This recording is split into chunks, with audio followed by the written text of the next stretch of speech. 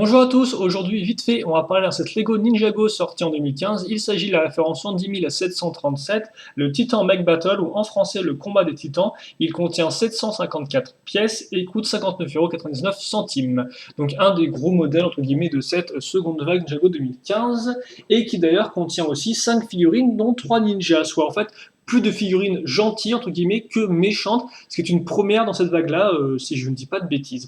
Et donc on va commencer avec ces 3 figurines, et la première, et c'est une figurine qu'on connaît bien, il s'agit effectivement de Jay dans sa version Deepstone complète, donc avec les petites épaulettes qui vont bien en noir. Donc on l'a déjà vu par le passé, cette figurine-là, souvenez-vous, on l'a vu par exemple dans le Dragon de Moro, et vous pourrez aussi la retrouver dans la cité de Styx, si je ne dis pas de bêtises. Donc voilà la figurine, comme vous pouvez le voir, très jolie, là encore le petit contraste bleu et noir qui rend vraiment très bien, et il vient avec une petite arme, à savoir celle-ci.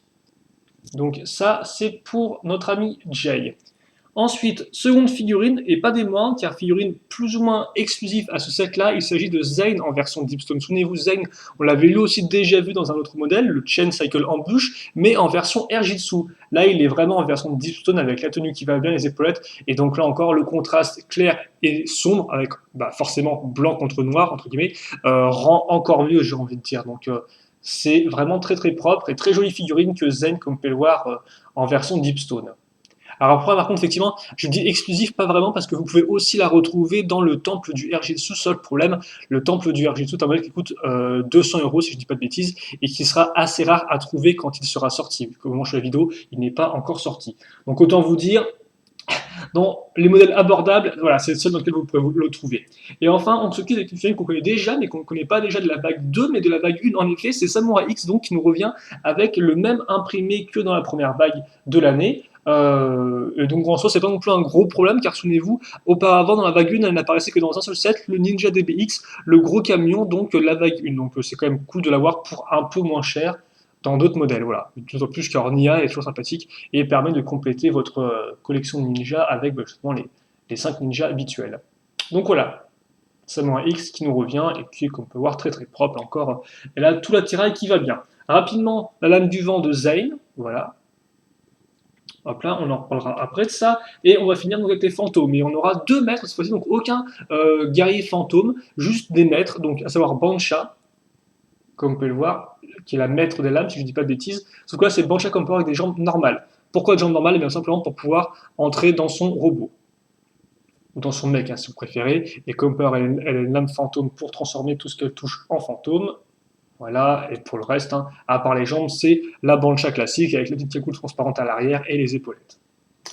Autre maître, c'est le maître de la fosse, c'est Gultar, qui lui par contre est en version entre guillemets normale, donc avec les jambes traditionnelles fantômes, comme ceci, qui est une faux un peu différente de celle avec laquelle on l'avait vu dans le Ronin Rex.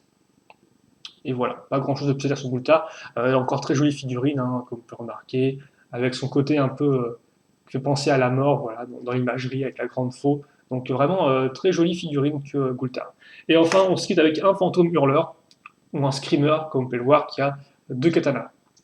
Voilà pour cette partie-là. On va maintenant enchaîner avec les constructions, car effectivement, avant de passer au combat des titans, donc des 2 gros robots, on a une petite construction à faire qui appartient entre guillemets à Nia. Donc d'abord, on a sa grotte. Alors la grotte de Nia, attendez juste que je la chope, voilà, elle est ici.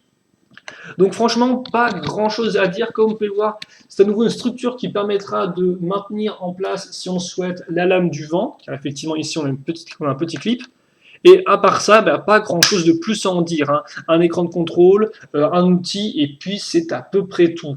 Donc comme vous pouvez le voir, en termes de dimension, eh bien, on est dans du 9 à 10 cm de largeur, en fait. Donc soit 10 cm quand vous laissez tout ouvert, soit 9 cm quand vous refermez un peu. Idem d'ailleurs pour la profondeur, hein. On est soit dans du 1,5 si vous laissez ça tout droit, ou alors dans du 5 cm si vous pivotez vraiment bien comme ça la grotte pour lui donner une forme un peu plus naturelle, comme ceci par exemple, comme vous pouvez le voir. Et enfin, en termes de hauteur, on est dans du 8,5. Par rapport à une figurine normale, comme vous pouvez le voir, c'est vraiment, voilà, c'est entre guillemets le strict minimum de la structure, quoi, hein. C'est un petit pan de mur, c'est des petits outils ici là pour que Nia puisse travailler, et puis basta. Donc c'est pas spécialement la meilleure structure qu'on ait vue dans cette seconde vague Ninjago 2015, autant vous le dire. Elle est plutôt simple, elle fait ce qu'elle a à faire, mais elle reste vraiment sympathique sans plus, vraiment sans plus. Et la partie de Nia ne s'arrête pas là, car effectivement, elle a aussi un canon, comme vous pouvez le voir, pour lancer un harpon ou un grappin, si vous préférez, sur eh bien, le méca des fantômes. Donc, je vous montre rapidement. Donc, comme vous pouvez voir, ici, on aura une petite petit écran de contrôle et tout, qui est plutôt cool, je trouve. Alors, par contre, est-ce qu'on peut voir où va l'écran de contrôle? C'est voilà, comme ça. Donc, l'écran de contrôle qui d'ailleurs montre Bancha sur son. Enfin, voilà, qui montre le haut du méca de Bancha. Donc, c'est plutôt cool. Voilà. Et puis pour le reste, hein, c'est pas très compliqué. En fait, c'est un petit missile, donc laissez-moi juste. Voilà. C'est un petit missile qu'on va lancer comme ceci. Alors, hop, peut-être plus. Voilà, comme ça. Voilà. Donc, et ça lance bien. Donc, effectivement, c'est rattaché une corde pour ensuite pouvoir faire. Pour pouvoir voilà, harponner l'ennemi et le faire tomber, par exemple. Et donc ça, en termes de dimension, on est dans du 7 cm de longueur, du 5 cm de largeur et du 6 de hauteur. J'ai pas fait de comparaison de taille par rapport à Samurai X, je vais faire ça tout de suite. Voilà. Donc comme on peut voir, un petit canon à grappin qui est pas trop mal. Enfin, un canon à grappin, c'est quoi son officiel? Excusez-moi. Oui, c'est fusil à grappin, d'accord, fusil à grappin. Voilà. Ok. Donc voilà pour ça. Et maintenant, on peut passer donc eh bien, au fameux combat des titans. Et le premier titan, eh bien, c'est le robot titan de Zane, que voici. Hop là. Alors, on va peut-être commencer directement, je pense, par tout ce qui est dimension, comme ça ce sera fait. Avant d'en venir rapidement au design. Alors voilà, comme on peut voir, il est quand même assez. Il fait une bonne taille. Hein. Il fait d'avoir une bonne taille par rapport à Zane. Donc oui, en termes de dimension déjà, alors en termes de largeur, on est à 5 cm de largeur pour le corps, ensuite à 11 pour les jambes, et à 12 vraiment si on part d'une extrémité à l'autre. Voilà. Donc 5, 11 et 12. Ensuite, en termes de profondeur, on est dans du 6 cm. On peut voir un peu comment est fait le méca de Zane. Et en termes de hauteur, c'est du 19,5. Par contre, j'essaie juste. Voilà, là je pense qu'on est bon en termes de focus. Comme ceci.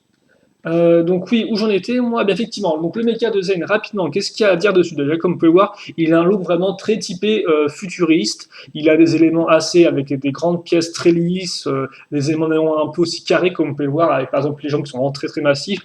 On remarquerait une redondance au niveau des formes circulaires, donc ici, là, et là, avec effectivement la petite pièce de toupie Spinjitzu utilisée pour les épaulettes, ce qui rend ma foi plutôt bien. Autre redondance au niveau du design, eh bien ces petites parties-là qui sont en fait les antennes qu'on retrouve sur le casque Samurai X, qu'on aura sur les deux côtés des bras certes, mais aussi donc à l'arrière comme vous pouvez le voir ici, et donc ça fait comme une sorte un peu de colonne vertébrale exosquelette, et je trouve que ça rend plutôt bien. On notera aussi, tant qu'on est dans l'arrière, l'espèce de petit jetpack donc ici, donc qui est vraiment un petit détail qui ajoute, je trouve, pas mal au modèle pour vraiment le donner plus de possibilités en termes de design justement, en termes d'aspect visuel. On retrouve aussi les petites parties ici en turquoise, d'ailleurs c'est la seule pièce turquoise de tout le modèle, mais qui justement permettent un peu d'ajouter de la couleur à ce mix blanc et gris très sobre, et qui d'ailleurs rend très bien, avec en plus les petites touches de doré forcément qui ressortent. C'est vraiment un très joli modèle. Tant qu'on est sur les mécanismes, vous noterez qu'au niveau du cockpit, on a donc des petits canons qu'on peut tirer avec des gâchettes comme ceci, voilà, comme ça. Ça marche sans souci. Et d'ailleurs, quand on est sur le cockpit, vous remarquerez que eh bien, c'est un robot qui a une tête. Car effectivement, depuis quelques années, on a donc des machines, par exemple, Cole avait une machine en 2014, Jay en avait une dans la vague 1 2015, mais c'était plus des sortes d'exo-armures que vraiment des robots, car ils n'avaient pas vraiment de tête. Et bien là, on revient au classique, tout comme le mecha de Samurai X en 2012, on a une tête, comme vous pouvez le voir, qui d'ailleurs est très bien réalisée, là encore très futuriste, avec un petit katana en arrière qui fait un peu office d'antenne et qui là encore rajoute du dynamisme à l'ensemble du modèle. Tête qui forcément peut s'ouvrir, et cette partie-là aussi pour laisser passer donc notre figurine de Zane dans son cockpit. Comme ceci. Voilà. Et donc après, en termes d'articulation, vu que je pense qu'on a plus ou moins fait le tour à ce niveau-là, si ce n'est peut-être au niveau des lames, car effectivement, comme on peut le voir, au niveau de l'armement, il a une lame qui ressort ici, et là, par contre, à ce niveau-là, elle est rangée. Par contre, après, bien sûr, si vous voulez la retirer, la mettre comme celle-ci, vous pouvez le faire, il n'y a aucun souci. Vous noterez les petits shurikens en détail, ainsi que les mains articulées. Donc effectivement, en parlant d'articulation, le modèle au niveau des jambes a juste 2 points d'articulation, à savoir déjà une rotation à cran, comme vous pouvez voir, sur 2 axes, voilà, et l'autre c'est un ball joint. Donc un ball joint qui d'ailleurs avec la pièce qui tombe c'est génial, voilà comme ceci.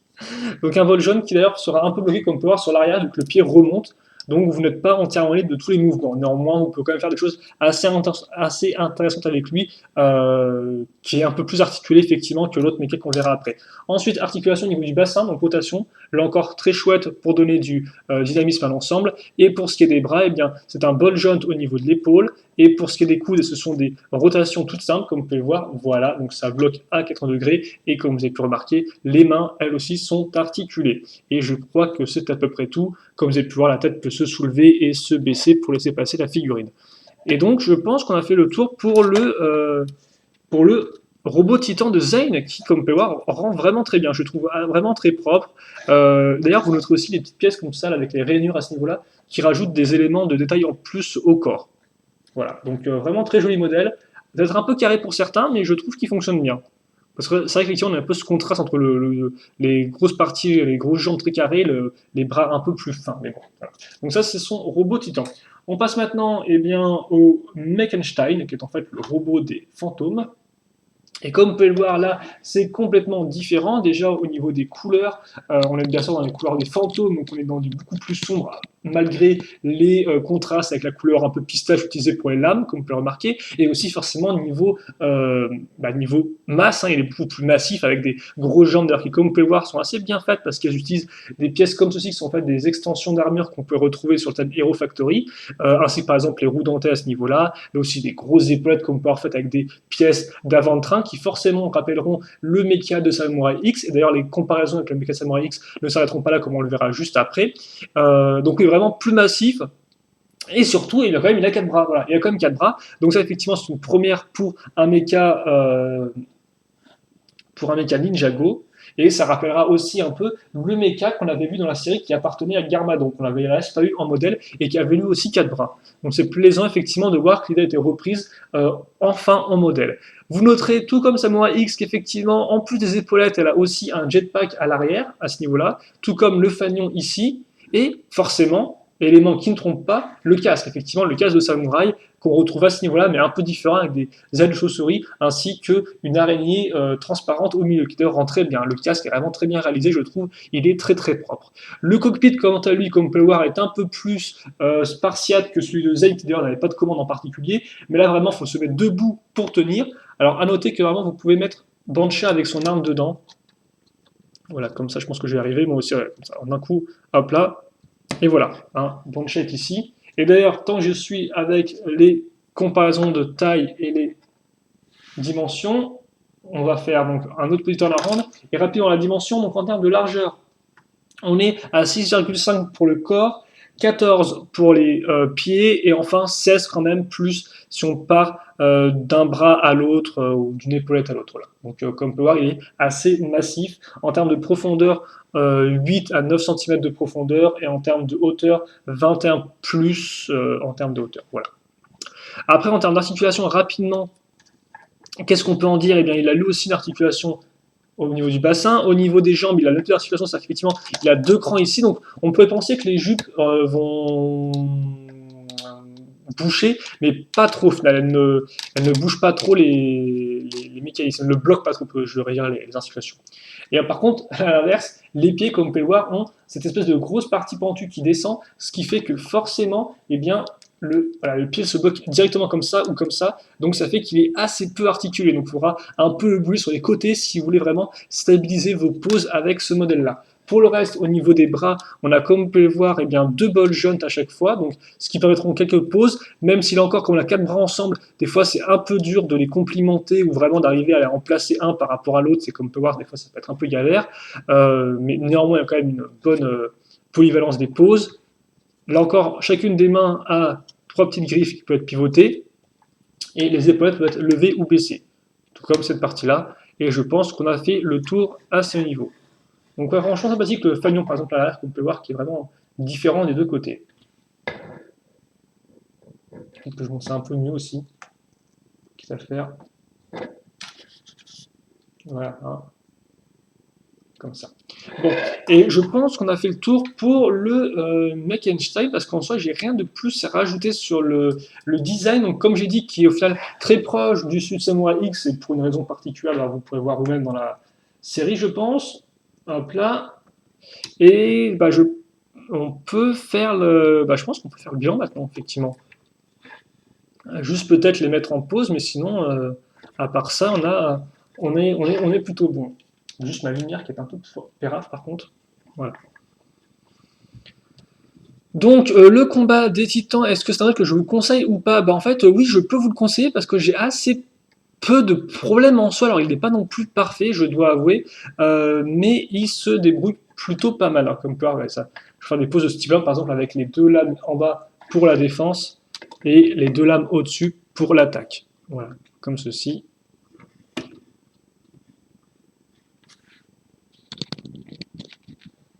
comme ça. Donc oui, effectivement, où j'en étais. Donc déjà, effectivement, mes problèmes avec ce modèle-là, bah déjà, alors la sélection de figurines, je la trouve pas spécialement si incroyable que ça. Mais après, c'est vraiment que mon avis, je pense, parce qu'en soi, comme j'ai dit, si on reconsidère bien les choses, Banshee est plutôt cool à voir, Gulta est aussi une chouette figurine, Zen est exclusive, et il est vrai qu'effectivement, Samurai X, il n'y avait pas tout le monde qui pouvait le choper avant dans le gros camion. Donc en soi, c'est pas non plus. C'est vrai que moi, elle me laisse un peu de. Si vous voulez, elle me fait rien de particulier cette sélection de figurines, mais objectivement parlant, elle est quand même plutôt bonne, je pense. Hein. Si je, si je, voilà, si j'essaie de réfléchir aux choses de façon plus objective, je pense qu'elle est plutôt bien, mais c'est vrai que moi, je sais pas pourquoi, je trouve qu'il manque un truc. Il manque un truc, peut-être un personnage, je sais pas, mais c'est vrai que je ne pouvais pas l'expliquer. Ensuite, autre problème, c'est l'intérêt un peu limité de la structure de Nia. C'est vraiment la seule structure Ninjago, je crois, cette vague-là que je trouve un peu bof, en fait, parce que souvent les structures, je trouve que les petites structures comme ça, je trouve que c'est pas super intéressant parce que ça prend un peu de la place, et en soi, voilà, bah, justement, c'est fait à va-vite et tout, donc c'est pas spécialement super intéressant à construire ou à regarder. Et autant j'ai pas vraiment ce problème-là avec les autres modèles de la vague de Ninjago, parce que je trouve que les structures étaient plutôt bien réalisées ou assez intéressantes. Là, c'est quand même un peu moins le cas avec la Grodonia, je dois avouer, j'ai été un peu déçu là encore au niveau de ce que ça représente. Le canon par contre est plutôt cool et amène de la jouabilité.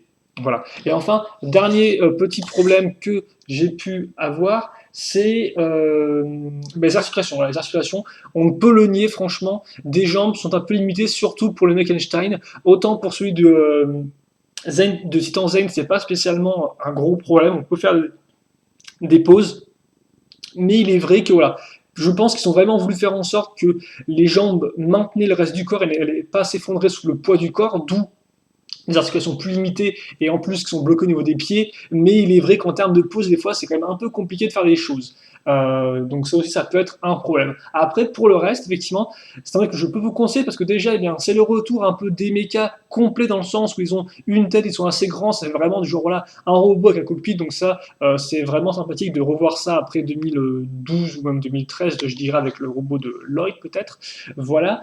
Et qui plus est, en plus, sont deux machines qui sont vraiment complémentaires l'une à l'autre, quoi. Et aussi, j'ai envie de dire, il n'y en a pas une qui est moins bien que l'autre ou qui est moins travaillée que l'autre, quoi. Les deux sont vraiment bien réalisés, ont les petits tailles là où il faut et sont vraiment complètes. En clair, vous pourriez vendre individuellement un de ces deux robots et il n'y aurait pas de souci, quoi, à ce niveau-là. Vous pourriez en faire un set, voilà, avec un seul robot comme le faisait Lego par le passé. Donc là, vraiment, on a deux robots qui se complètent, un qui est plus futuriste, l'autre qui est un peu plus traditionnel, l'un qui a deux bras, l'autre qui en a quatre, l'un plus clair, l'autre plus foncé, comme vous pouvez le voir. Donc on a vraiment tous ces éléments un peu qui se entre guillemets contredisent mais aussi se complètent, donc permet d'avoir vraiment un modèle qui est complet et donc qui vous permet un peu de voir les deux côtés d'une même pièce, à savoir comment bah, voilà, réaliser un robot en Lego. Et bien vous avez deux possibilités de design assez différentes, aussi en termes de taille, effectivement, aussi en termes de masse. Et donc, ça fait que pour moi, c'est vraiment un bon modèle qui est bien travaillé. Les robots sont le point central du modèle et honnêtement, ils sont bien réalisés, quoi. Donc, à part les articulations qui peuvent effectivement être un peu dérangeantes ici et là, et bien malgré ça, on a quand même deux modèles qui se complètent bien et donc qui sont pas mal. Alors, par contre, excusez-moi, j'ai un peu fourché, je vais vous mettre mes figurines. Voilà. Donc vous avez compris, au final, j'ai pas vraiment de gros soucis avec ce modèle-là. Juste les figurines qui, moi, je sais pas pourquoi, mais j'ai toujours ce sentiment de me dire, ah, je sais pas, j'aurais peut-être voulu autre chose qu'un nouveau Jay, par exemple. Voilà, je sais pas pourquoi, mais bon. C'est vrai que Jay peut-être est un peu trop déjà vu, mais après, voilà, moi aussi, Il faut savoir que là, si je parle juste de mon cas personnel, j'ai la chance d'avoir toute la vague Ninjago, donc forcément, pour moi, les figurines que j'ai en plusieurs fois, quoi. Mais pour tous les gens qui ont forcément un peu moins de moyens, je pense qu'avoir Jay, ça ne posera pas de problème s'ils n'ont pas d'autres modèles à part celui-là. Mais qu'en plus, Jay, quand même, est un personnage emblématique de la série et qui est très charismatique. Voilà. Et qui plus est, en plus, il y a que Nia. Donc effectivement, il y a quand même un petit rapport avec l'histoire parce que je vous rappelle que Nia et Jay sont un peu amoureux. Donc voilà. Je pense qu'on va se quitter là-dessus. Donc voilà, j'ai fait le tour. Bon modèle, moi, je peux vous le recommander, à part les petits problèmes que j'ai cités. Mais franchement, pour ce qui est des robots, il n'y a aucun souci. Ils sont vraiment bien faits. Et c'est plaisir d'avoir enfin un robot à quatre bras après avoir eu cette espèce de petit tease dans la série en 2013. Donc plaisant de voir le projet réalisé. Et le Mecha Design, là encore, qui complète les autres robots parce que c'était le seul à qui il manquait une machine. Et bien, il l'a et il est vraiment joli. Voilà. On se quitte là-dessus. Questions, commentaires, n'hésitez pas à les poser si vous en avez encore. Et puis nous, on se retrouve plus tard pour une prochaine vidéo. Allez, salut à tous.